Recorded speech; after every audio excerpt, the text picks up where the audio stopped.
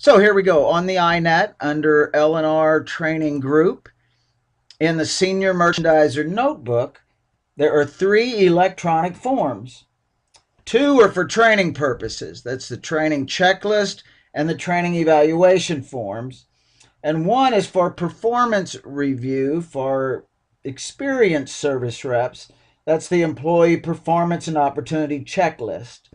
So during the first half of 2013, as seniors received a new hire to train, I took them through the process of understanding and completing these 3 forms.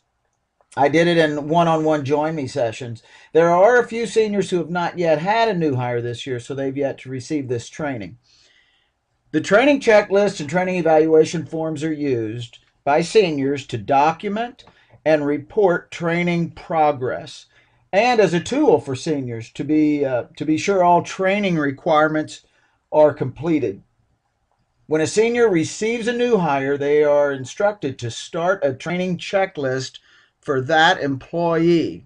So they simply come here, click on training checklist, a blank training checklist form opens up. After creating a checklist for the new hire, and usually that's done just by filling out this basic information area with name and number of stores and such for that new hire.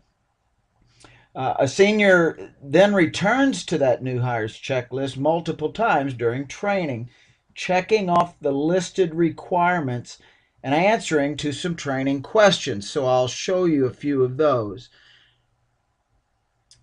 Under training requirements for week 1 or phase 1 of training, has the rep viewed the 12 Cipher training videos? So yes or no. Has rep received a store list with every store's phone number, address, and call cycle? Again, yes or no. Have you developed a store servicing calendar with the trainee?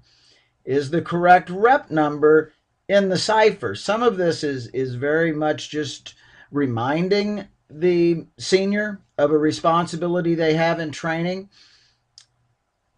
Done in week 2, phase 2 of training, the requirements are termed a bit differently. Instead of a yes and no response, there's a done and not done. So here's a few examples. Have you reviewed all Cipher instruction? T&E, ordering, order editing, transmitting, done or not done. Review all basic merchandising responsibilities.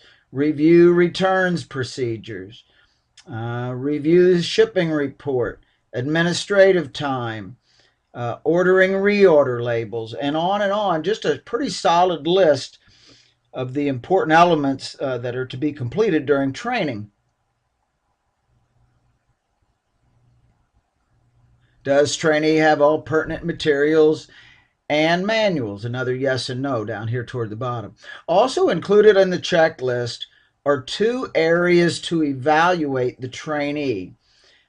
Here's the first one, training evaluation. When I run, well, let's get this set up a little better.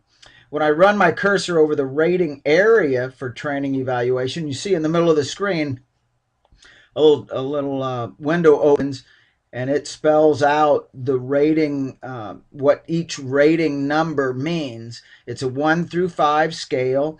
1 is unsatisfactory, meaning there are major issues that may be total uncooperation or just a total inability to understand the cipher or whatever that might be.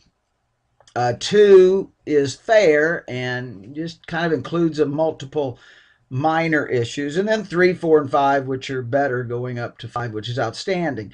I see a lot of 3s and 4s usually, but obviously a 1 or a 2 is a red flag. There is a separate form for the training evaluation, even though it appears as a single number here on the checklist. There is a separate form, and I'll show you that. I'll open up an existing one here. This is on trainee Kim Doyle, one of Linda Gibbons' new hires. You see some of the rating areas here: appearance, punctuality, ready for work, listens well, understands basics of the cipher, communicates well with store personnel and training. So you get the idea. It's not so much the same sort of ratings that one would get in a review when you've been around a year or two. This is kind of an area for the senior to put down first impressions that they are getting of this new hire. So it's really, they're really meant to evaluate them once they've been out with them in a store once or twice. In the end, they give them an overall performance rating. In this case, Linda gave Kim a 3, so kind of a middle of the road sort of evaluation. That is then taken back, that total rating, back to the training checklist, and under training evaluation, it's just put in as a number. Training evaluation is also seen down at the bottom here in the exact same way. Again, if there's a reason toward the end of training to kind of evaluate them again, if something's kind of changed in all of that, the same thing, 1 through 5. As the senior closes in on the end of training and has a lot of these requirements taken care of, they'll answer to these questions. Have you completed all the major training components listed above? Is trainee ready to complete stores on their own with a follow-up in 2 to 6 weeks? So toward the end of training, you're hoping to see some yeses start to appearing here. If not, what is your next training date? If a trainee quits during training, the senior can report that. Okay, during all of this, as the senior is returning to this, hopefully weekly, to keep it updated on that new hire's training progress, they're submitting their updates. When they submit an update, an email goes out to anyone whose email address has been placed up here in the basic information area of the training checklist. I'll just jump over here, but this is what I received when Linda Gibbons submitted an evaluation for Kim Doyle. It's just an email, but it has anything that's inside that form that's been completed will show here. And you see, just like we saw a minute ago on the actual form, that there was an overall rating given by Linda of a 3. So back to the INET and the training checklist. It's whoever the senior merchandiser's email they decide to put in this area right here. It's that person that will receive that email with the update. When you receive those, take a look. I mean, it's meant to be information for you to take a look at how the training is going out in the field with that particular senior and with that particular new hire. If the senior is training a new hire, and if the senior is doing their job properly with these forms, you'll receive those weekly email training checklist updates and a separate training evaluation, especially if there are issues. I get these, as you saw there, all the time, and I monitor these and have conversations, if at all possible, with seniors as I see necessary. All right, there is also a third electronic form that is not related to training, but more or less related to that period of time post-training, the Employee Performance and Opportunity Checklist. It is a performance review list, and I'll open one up here.